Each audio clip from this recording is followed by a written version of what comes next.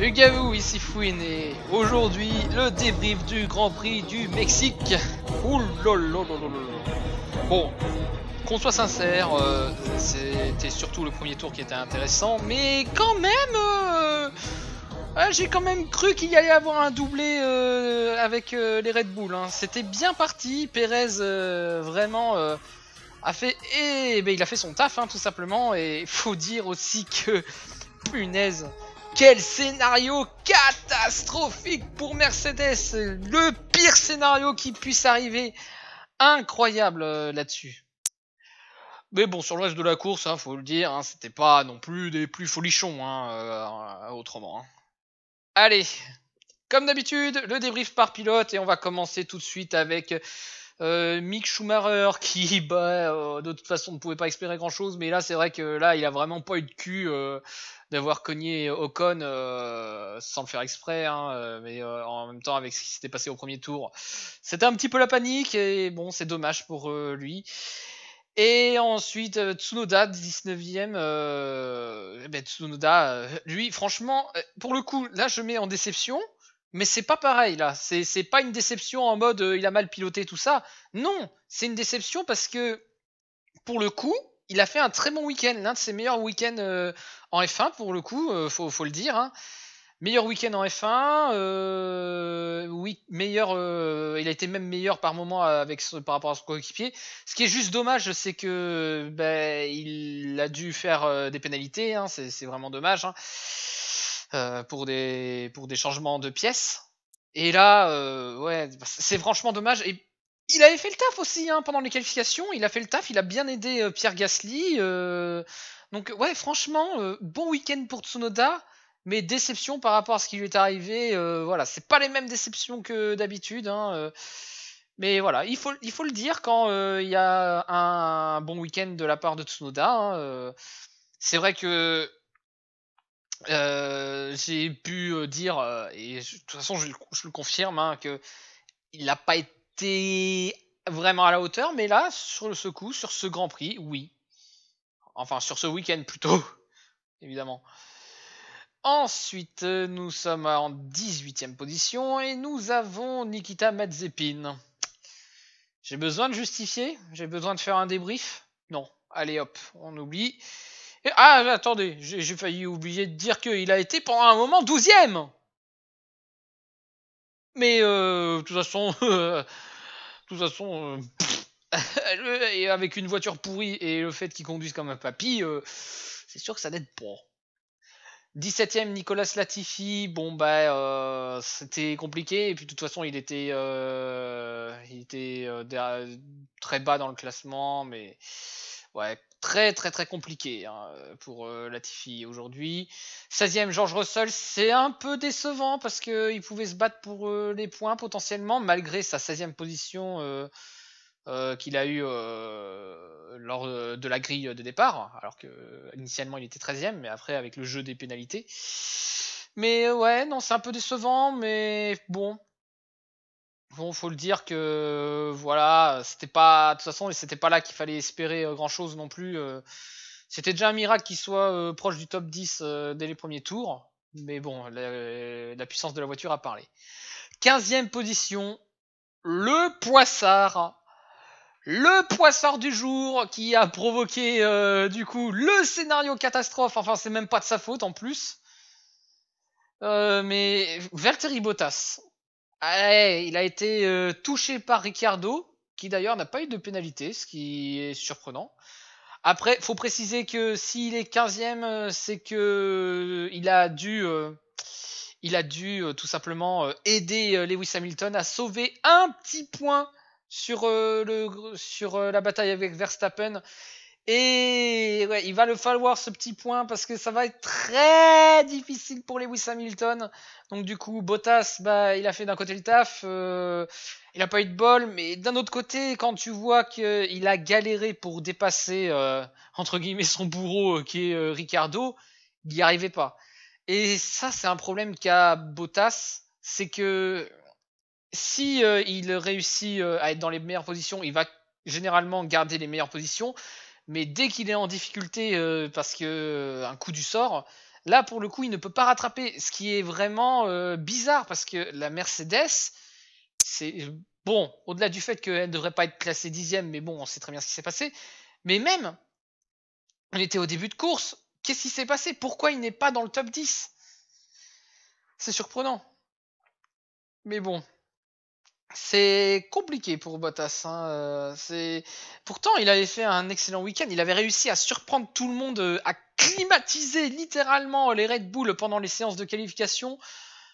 Et à croire que le problème s'est réglé pour Red Bull. Mais bon, au moins, il a sauvé un point. Ça peut être important à la fin de la saison. 14e position, Lance Stroll. De toute façon, c'était pas un bon week-end. Il s'est accidenté en Q1. Mais bon, c'est pas tip top, faut bien l'avouer. 13e, Esteban Ocon qui a qui a provoqué les abandons du coup de Mick Schumacher et de Tsunoda. Bon, c'est pas de bol, tout simplement en même temps. Et je sais pas si ça a abîmé vraiment la voiture, mais toujours est-il que bon, il démarrait dans les dernières places parce que plus de pénalité. Mais 13e, allez, on va dire c'est quand même d'un côté une bonne course.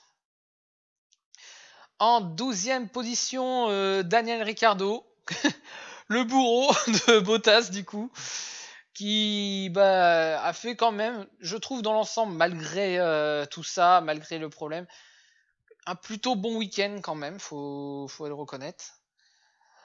11e position, Antonio Giovinazzi qui avait la possibilité de marquer énormément de points, mais malheureusement il se retrouve 11e, c'est dommage, à la porte des points pour les Alfa Romeo, ils en ont besoin de ces points, même si je pense que ce sera peut-être pas suffisant pour être devant les Williams, je l'ai dit plus d'une fois, mais quand même c'est toujours des points importants, c'est toujours aussi un peu de sous-sous, je pense, il y a un peu, ça joue un peu.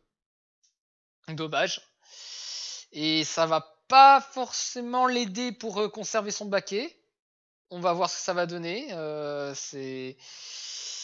En tout cas, à ce stade, on ne sait pas s'il garde son baquet. En 10e position, nous avons Lando Norris. Lando Norris, pour qui ça a été compliqué ce week-end. Très compliqué. Mais un point, voilà, ça limite la casse, mais ça n'empêche malheureusement pas les Ferrari de rester devant au classement. 9e position, Fernando Alonso qui sauve un petit peu ce week-end un peu catastrophique pour les Alpines. Et ouais, parce que faut le dire, ils avaient une occasion d'être bien positionnés. Ocon avait réussi à se qualifier pour les Q1 et pour les Q2 pardon, et Alonso n'avait pas pu, et c'est même pire, c'est même Ocon entre guillemets qui le sort. C'est que le plan était de faire en sorte que tout simplement Alonso puisse avoir la meilleure position et que Ocon soit le poisson pilote, puisque de toute façon Ocon était condamné à être en fond de grille. Donc 2 points, c'est pas beaucoup, faut le dire, franchement, c'est vraiment pas beaucoup, c'est peu et c'est pas bon pour le championnat. Ils vont se refaire, je crois qu'ils se sont fait dépasser par les AlphaTauri. Et ouais, là c'est ce qu'il fallait pas faire malheureusement, mais depuis quelques courses malheureusement les Alpines manquent un petit peu de rythme. C'est terrible. 8e position, petite surprise, Kimi Raikkonen en 8e position. Je ne m'attendais pas à ce qu'il soit là. Mais bon, il est pas rouillé. Bravo Kimi Raikkonen. Malgré le fait qu'il s'est fait réprimander 2 fois sur ce week-end. Voilà, attention tout de même, faudrait pas terminer cette fin de saison. 7e position, Sébastien Vettel qui fait ce qu'il peut, mais 7e position c'est bien par rapport à la voiture, par rapport à la voiture qu'ils ont, mais c'est vrai qu'on est en droit quand même de s'attendre à plus quand même des Aston Martin, mais ça je le dis depuis un moment. En 6e position, Carlos Sainz qui qui a fait quand même une plutôt bonne course, qui avait un plutôt bon rythme, faut le dire, hein, c'était bien. Et juste devant il y a son coéquipier, 5e. Et petite précision d'ailleurs, Ferrari qui, comme d'habitude, soit c'est qu'ils sont toujours aussi nuls en stratégie, ce qui peut arriver hein, très fréquemment, hein, soit c'est qu'il y a vraiment eu un problème avec la voiture de Leclerc. Mais en tout cas, pendant un temps, Carlos Sainz avait demandé à Ferrari de dépasser Leclerc, donc chose qui a été faite, pour essayer de dépasser Gasly. Mais malheureusement, ça ne s'est pas fait, et quand même, grand seigneur, Carlos Sainz a redonné sa place à Charles Leclerc. Faut quand même le souligner. C'est pas tout le monde qui fait ça.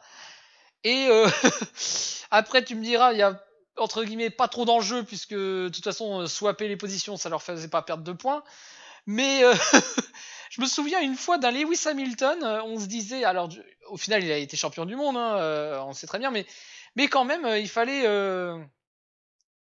quand même pouvoir le faire hein, c'était osé parce qu'il aurait très bien pu laisser garder ses points, mais non bon ça l'a pas empêché de gagner, mais voilà. Ça, on reconnaît des grands seigneurs comme ça. Quand même pendant le championnat, et qui est important, il laisse la place comme ça parce qu'il a tenté et il n'a pas réussi à rattraper. Alors, maintenant, ça ne veut plus être trop le cas, mais bon.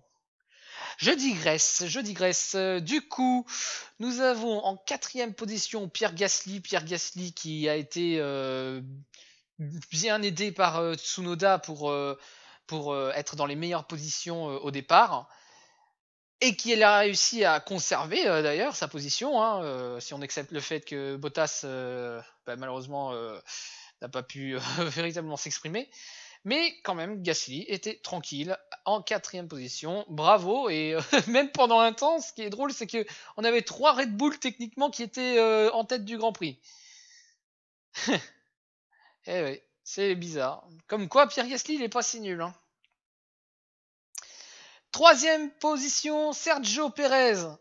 Bon, certes, j'aime pas Red Bull, mais Perez, voilà, je dois bien avouer quand même, il y a un petit faible. Il y a un petit faible pour Perez. Hein. Ça y est. Il comprend le véhicule, ça y est. Sa première moitié de saison était catastrophique, mais là, ça y est. Il fait enfin le boulot. Et il est presque arrivé d'ailleurs à être 2e, hein, comme je l'ai dit. Hein. Là, vous vous rendez compte que si jamais c'était le cas, si jamais il était 2e, Lewis Hamilton aurait un retard de non pas 19 points comme c'est le cas, mais de 22 points, voire même 23 si Bottas n'avait pas réussi à chipper le meilleur tour. 23 points, vous vous rendez compte? Mais de toute façon, ça va condamner Lewis Hamilton à des exploits sur les 4 derniers Grands Prix. Il faut impérativement qu'il gagne tous les Grands Prix s'il veut maintenir une chance d'être champion du monde. Ça va pas être facile. Donc du coup, Perez, bonne course, très bonne course. En plus, à la maison, un podium chez lui, c'est génial pour lui, c'est franchement super. De toute façon, il était condamné à ne pas pouvoir gagner. Il devait juste faire le boulot de l'équipier et il le fait très bien. Il l'a bien fait quand même, mine de rien. Il l'a bien fait. Après, s'il y a eu la petite cerise sur le gâteau, ça aurait été la 2e position, mais bon, c'est déjà pas mal. Et c'est bien pour le championnat constructeur aussi. Et oui, le championnat constructeur, on l'oublie. Mais ça y est, Red Bull, il n'y a plus que 1 point par rapport à Mercedes. Tout est complètement relancé, c'est incroyable. C'est complètement relancé, ce championnat est fou. Je pensais que c'était même un petit peu plié. Je pensais que c'était peut-être trop tôt. Mais non, cette saison est folle. Même pour le championnat constructeur, ça va se jouer jusqu'au bout. C'est incroyable. Tout simplement incroyable. 2e position, du coup, Lewis Hamilton, comme je l'ai dit, condamné à l'exploit. Il ne pouvait pas rattraper malheureusement les Red Bull. Il y a eu une petite once d'espoir pendant les qualifications lors de la Q3. Il était bien positionné, mais malheureusement, Verstappen qui est là, et je le reconnais, il a été très bon, tout simplement. Sa voiture était rapide, et le dépassement qu'il a fait au premier tour, c'est quand même osé. Mais voilà, c'est dans ces moments-là que on reconnaît que voilà, il commence à être un très grand pilote. Hein. Ouais, ce petit con. Putain.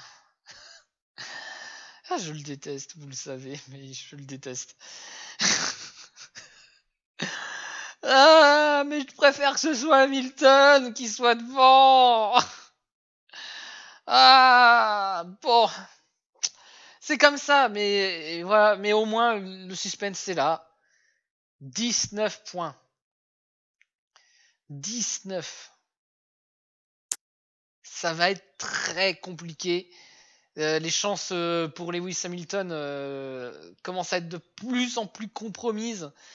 Ça me fait mal de dire ça, ça me fait mal de commencer à admettre ça que il puisse perdre Lewis Hamilton. Ça me fait franchement mal parce que voilà, j'ai pas envie que Verstappen gagne, mais bon, force est de reconnaître que voilà, ça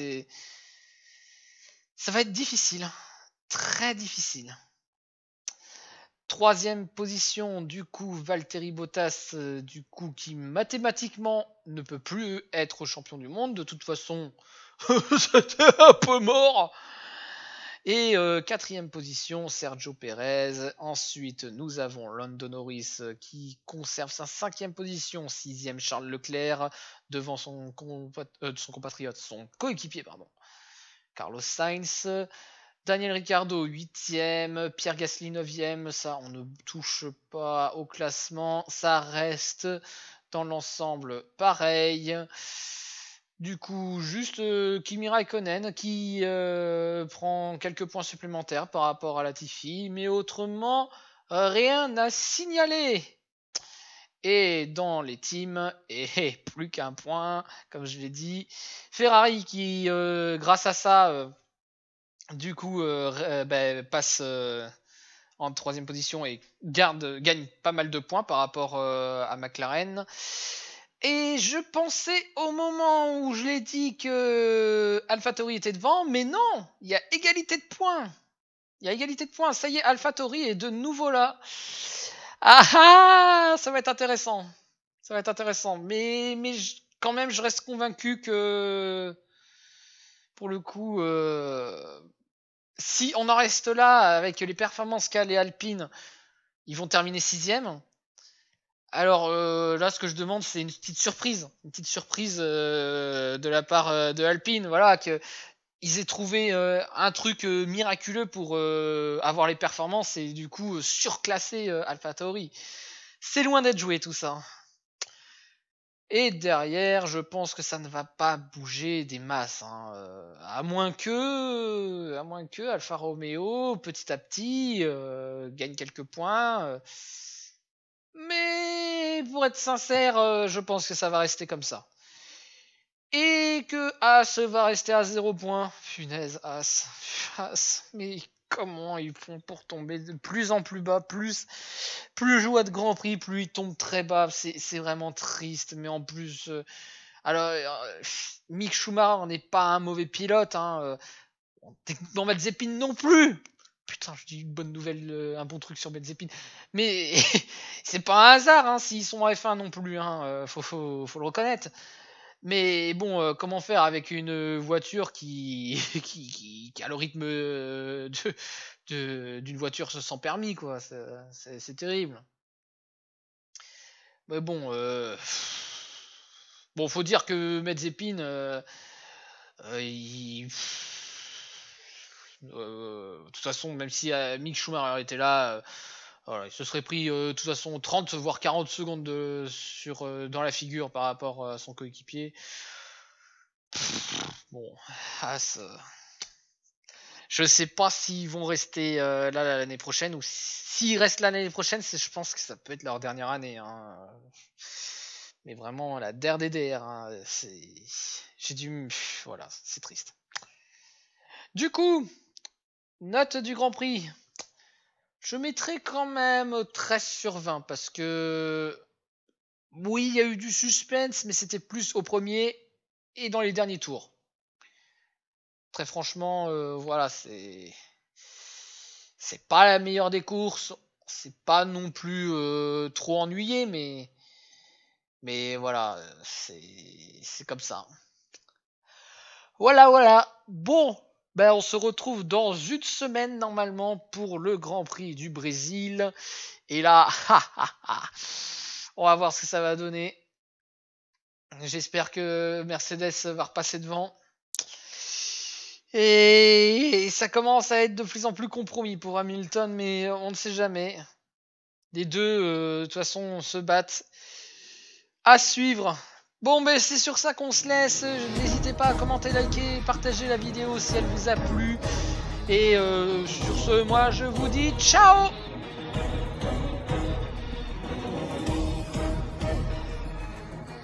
Ah oui, j'ai oublié, Verstappen qui réussit à jouer avec Bottas pour l'empêcher d'avoir le point du meilleur tour.